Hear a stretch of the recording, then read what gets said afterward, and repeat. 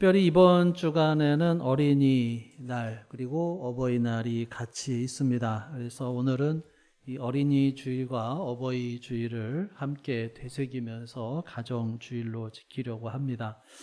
우리는 모두 누군가의 자녀로 이 땅에 태어났죠. 부모님의 품과 또 돌봄 속에서 생명을 이어받아서 자라났고, 또 세월이 흘러서 어느덧 또 우리가 누군가의 부모가 돼서 자녀를 양육하거나 또는 신앙의 선배 또 어른이 돼서 교회의 다음 세대를 기도로 길러내고 있습니다. 위로는 연로하신 부모님을 바라보고 또 아래로는 자라나는 자녀들을 바라보면서 세대와 세대가 하나로 이어지는 그런 신비로운 그런 교차 속에서 이 가족이라고 하는 이름은 우리들의 마음 깊은 곳에 참 다양하고 복잡한 감정들을 불러일으키죠. 우리가 교회에서 가정은 작은 천국이다라고 하는 말을 듣습니다. 방금 우리가 들은 찬양도 그렇게 주의 가정은 작은 천국이다 이렇게 고백을 합니다. 참 귀하고 아름다운 고백이죠. 자, 그런데 오늘 우리가 현실적인 삶의 자리로 내려와서 그 가족의 얼굴을 대면을 한다고 하면 우리의 가정이 늘 천국 같고 늘 평안하기만 하냐라고 하는 거죠. 때로는 가족이라고 하는 이름이 또 우리의 어깨를 짓누르는 무거운 짐처럼 느껴질 때도 있습니다. 명절이라든지 뭐 집안의 대소사를 치를 때마다 반복되는 고단함과 또 서운함도 있고, 또 연로하신 또 부모님의 부양 문제를 두고 또 형제들 간의 갈등이 있을 수도 있고요. 또 내 뜻대로 자라주지 않는 자녀를 보면서 느끼는 좌절감도 있습니다. 그래서 가장 가까운 핏줄이라는 이유만으로 더 쉽게 또 상처를 주고받고 또 감정의 밑바닥까지 다 드러내야 하는 곳이 또 이 어쩌면 가정의 또 다른 민낯이라고 할 수가 있겠죠. 상황이 이렇다 보니까 요즘 시대에는 아예 또 비혼주의를 삶의 방식으로 선택하는 사람들도 심심치 않게 찾아볼 수가 있습니다. 나 혼자 건사하기도 버거운 세상에 굳이 결혼을 해서 무거운 책임감을 떠안고 싶지가 않고 복잡한 시댁이나 처가의 갈등 속에 내 감정을 소모하고 싶지 않다라고 하는 거죠. 어떻게 보면은 정말 이 팍팍한 현실 속에서 그냥 상처받지 않고 짐을 지기 싫어하는 너무나 현실적이고 또 합리적인 방어 기제로 들리기도 합니다. 자, 그러면 성경은 이렇게 고단하고 상처가 끊이지 않는 우리 가족의 현실을 전혀 모르고 그냥 낭만적으로 무조건 서로 사랑하고 화목하라고만 말씀하고 있느냐라고 하는 거예요. 결코 그렇지가 않죠. 우리 주님께서 우리의 연약함 또 가족 안에서 일어나는 여러 가지 갈등들을 누구보다도 잘 알고 계십니다. 오늘 우리가 함께 읽은 잠언 17장 6절 말씀은 짧은 한 구절의 선포지만 그 버겁고 현실적인 가족 관계 속에서 하나님께서 또 영적인 축복을 숨겨놓은 것을 우리가 볼 수가 있죠. 다시 오늘 본문을 같이 읽어볼까요? 시작. 손자는 노인의 면류관이요. 예. 자, 전반부는 손자는 노인의 면류관이요 라고 하고 있어요. 이 구절을 읽으면서 왜 자식이 아니라 손자일까? 또는 왜 손녀는 빼고 손자만 얘기를 할까 하는 그런 의문이 들 수가 있겠죠. 실제로 히브리어 원문에 보면 이제 이 손자는 아들의 아들로 기록되어 있어요. 그래서 우리가 자칫 또 우리가 살아왔던 그 가부장적인 문화의 안경을 끼고 읽으면 성경도 남아선호 사상을 지지하는 것처럼 오해하기가 쉽습니다. 그런데 우리가 성경을 읽을 때는 어느 한 구절만 봐서는 안 되고 성경 전체의 가르침이 무엇인가를 살펴봐야 되죠. 성경 전체의 가르침은 뭐예요? 하나님께서 태초에 하나님의 형상대로 남자와 여자를 창조하시면서 사람을 만드셨다라고 하는 거예요. 그래서 그 누구도, 그러니까 남자든 여자든 노인이든 어린아이든 뭐 주인이든 종이든 뭐 신분이 높든 낮든 이 세상의 모든 사람들이 다 하나님의 형상을 가진 고귀한 존재로 지음받았다라고 하는 거죠. 자, 그러면 왜 여자는 이야기하고 있지 않느냐? 그런 질문을 던질 수가 있어요. 그것은 이제 대유법적인 표현이라서 그래요. 그러니까 모든 것을 다 표현하는 게 아니라 일부를 통해서 전체를 나타내는 그런 방식이죠. 예를 들어서 소민아, 사람은 빵만으로는 살 수 없다 이런 말 들어봤어? 못 들어봤어? 그럼 사람은 빵만으로 살 수 없다는 게 무슨 뜻일까?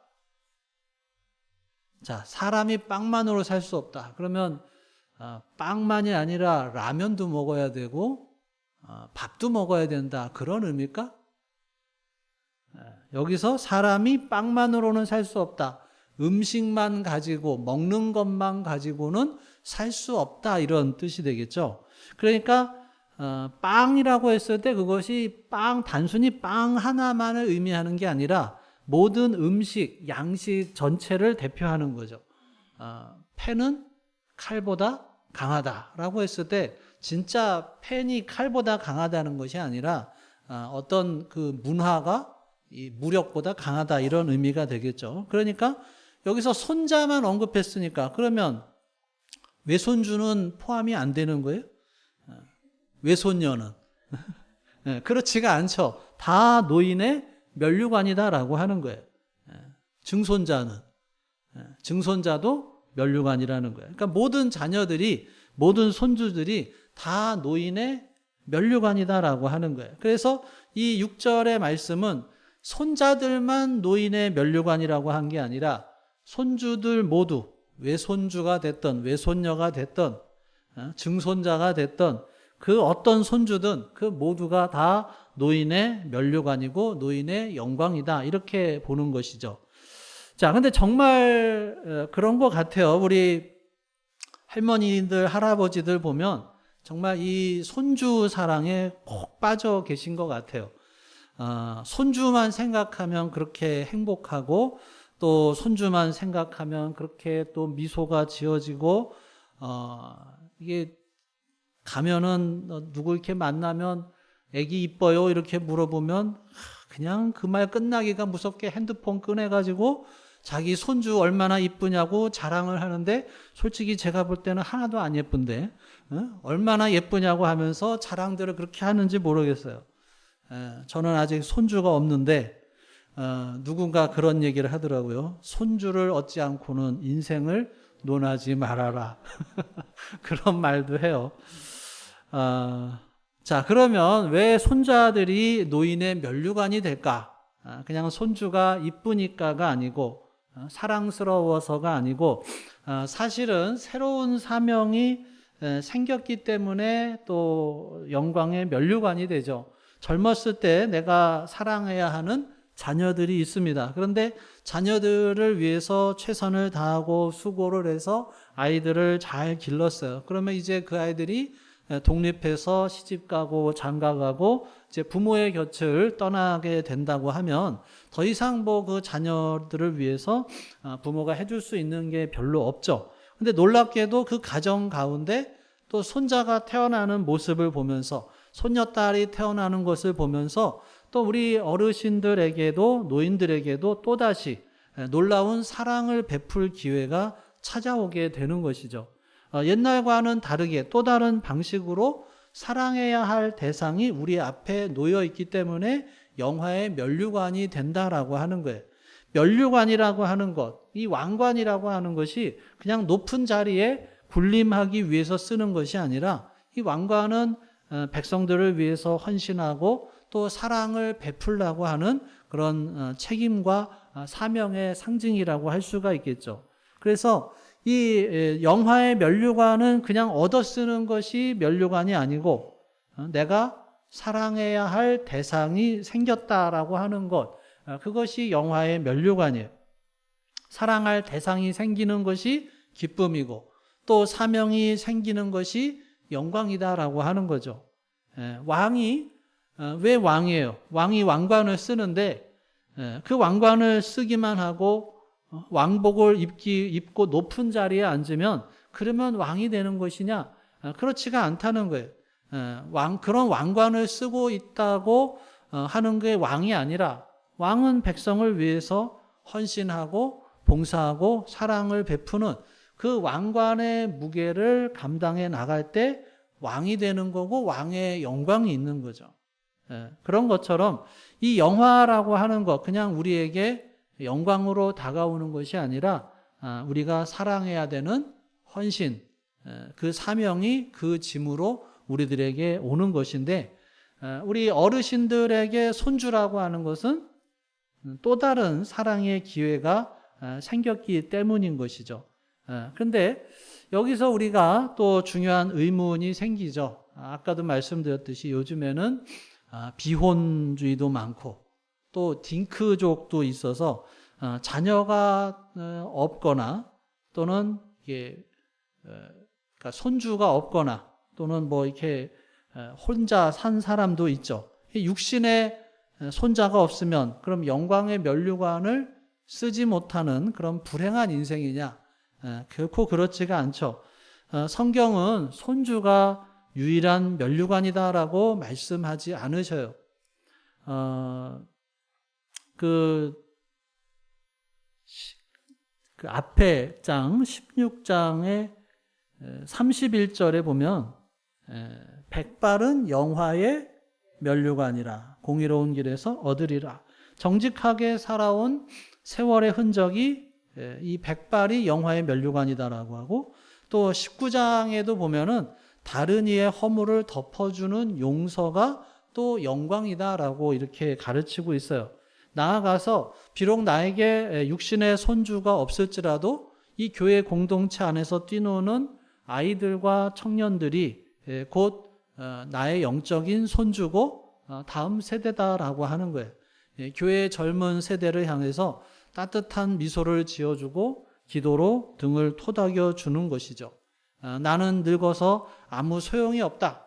그런 사단의 거짓말에 속지 마시고 하나님께서 우리에게 주신 능력이 무엇이든 내가 오늘 처한 곳에서 할 수 있는 그런 친절과 사랑으로 누군가를 품는 그런 사명을 감당할 때 바로 거기에서 천국에서 가장 찬란한 영광의 면류관을 쓰는 복된 자가 될 줄로 믿습니다.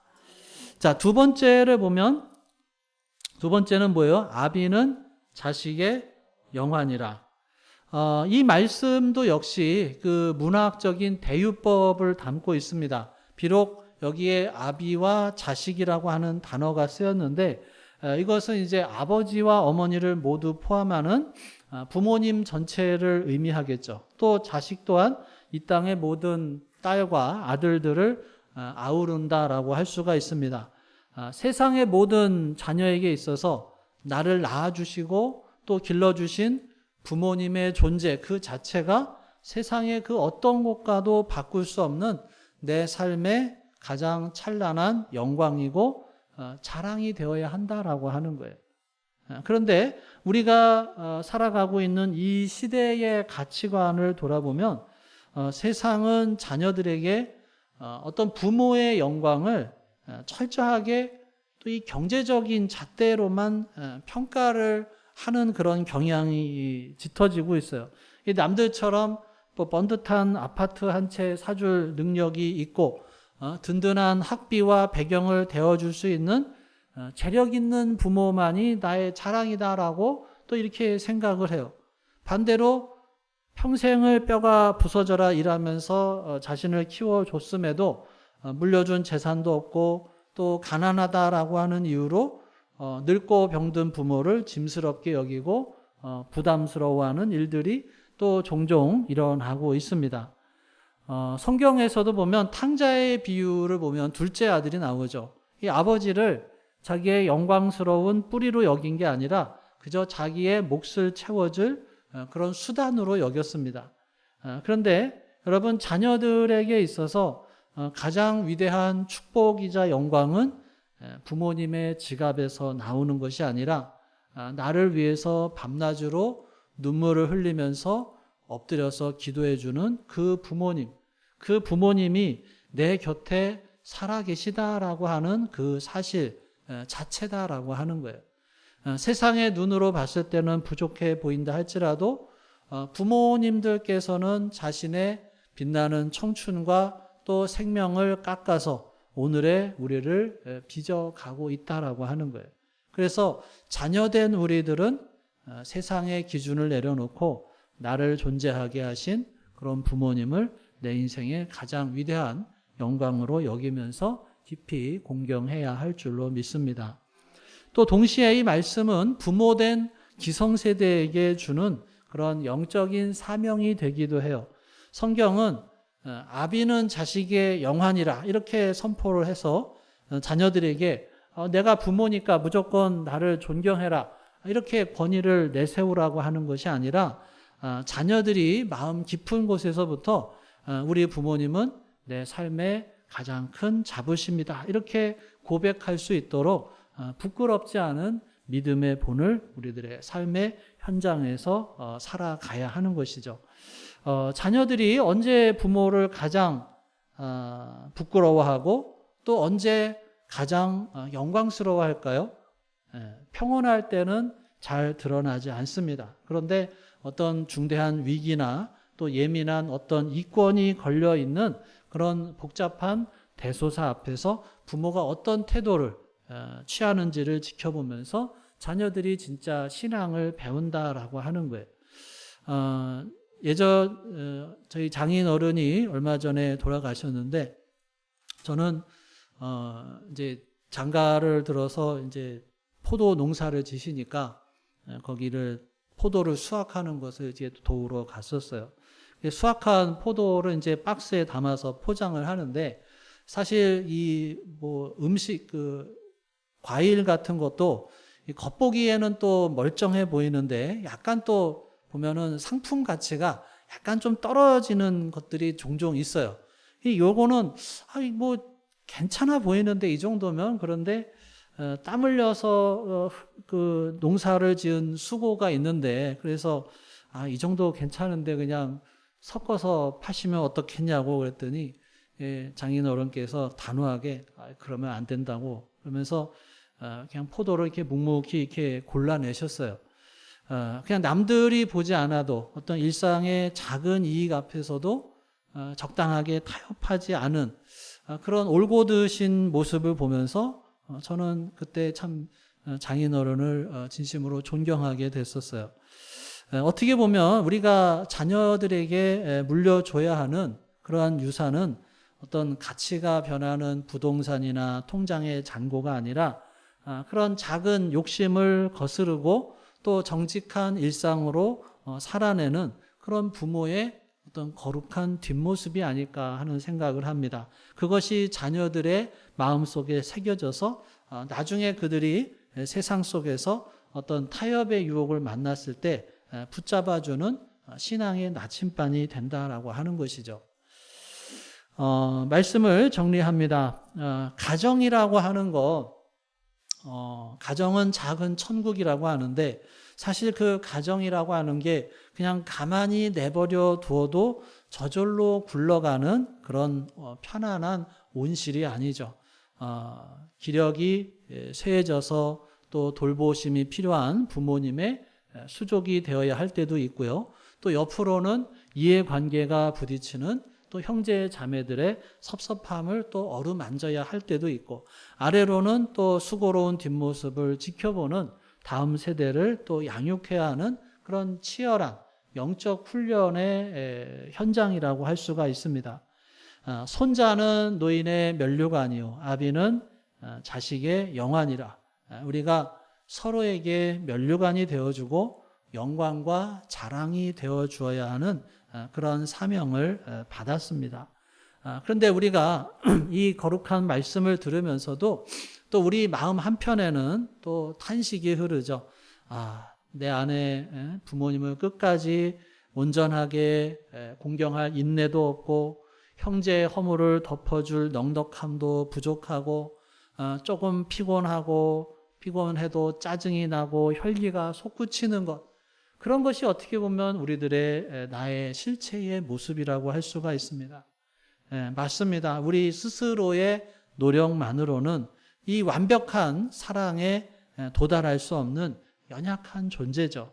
그래서 우리 가정에는 반드시 십자가의 은혜가 필요하다라고 하는 것입니다. 끝없는 돌봄의 무게에 짓눌려서 포기하고 싶을 때마다 갈보리 언덕의 십자가를 바라보고 자격 없는 나를 살리기 위해서 당신의 모든 것을 내어주신 주님의 그 사랑이 우리의 심령을 채울 때 우리가 비로소 나의 권리를 내려놓고 가족을 품을 수 있는 영적인 힘을 얻게 될 줄로 믿습니다. 골로새서 3장 말씀처럼 이 모든 것 위에 사랑을 더하라. 이는 온전하게 매는 띠니라 하신 그 약속이 우리 가정에 임하게 될 줄로 믿습니다. 말씀을 마치며 우리 곁에 앉은 사랑하는 가족들, 또 우리 영적인 가족, 믿음의 지체분들과 함께 눈을 맞추고 축복하며 인사하기를 원합니다. 먼저 우리 부모님 된 분들, 교회의 어른 되시는 분들, 우리 자녀들, 그리고 다음 세대를 따뜻한 눈으로 한번 바라봐 주시고요. 다음 세대, 자녀랑 다음 세대, 그리고 이렇게 축복해 주십시오. 너는 나의 빛나는 면류관이다. 송봉덕 성도님, 장로님 보시고 너는 나의 빛나는 면류관이다. 해보셔요. 자, 자녀된 분들, 그리고 이제 다음 세대들, 이제 교회 어르신들 또 바라보면서 이렇게 이야기하겠습니다. 부모님은 또는 어르신은 저의 영광입니다.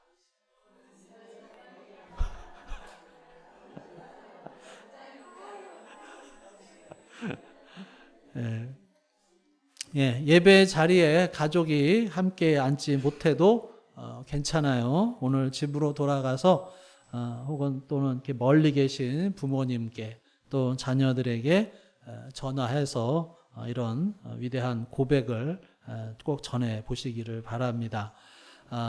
또 소원했던 형제 자매에게 먼저 다가가서 화해와 또 조율의 손길을 내밀고 십자가의 은혜로 서로 기꺼이 짐을 나누어져서 세월이 흐를수록 우리가 서로를 향해서 당신은 나의 면류관입니다. 당신은 나의 영광입니다. 라고 이렇게 안아줄 수 있는 믿음의 가정으로 세워지기를 주님의 이름으로 축원합니다. 기도하겠습니다. 오늘 주신 말씀 기억하면서 함께 기도합니다. 우리가 가정을 천국이라고 하면서도 막상 또 현실 속에서 부담한 부담들이 있고 또 섭섭함이 있었고 또 무거운 짐처럼 여길 때가 있은 것을 우리가 회개하며 나의 인내와 결심만으로 끝까지 사랑할 수 없는 것을 고백하고 나를 위해 기꺼이 십자가를 지신 주님의 사랑과 은혜를 나의 심령, 우리 가정에 부어 주시옵소서. 이 시간 나에게 주신 가족, 또 영적인 지체들의 얼굴을 하나씩 떠올리며 십자가의 은혜로 우리를 온전히 묶어달라고 또 서로에게 면류관과 영광이 되게 해달라고 이 시간 오늘 주신 말씀을 묵상하며 기도하겠습니다.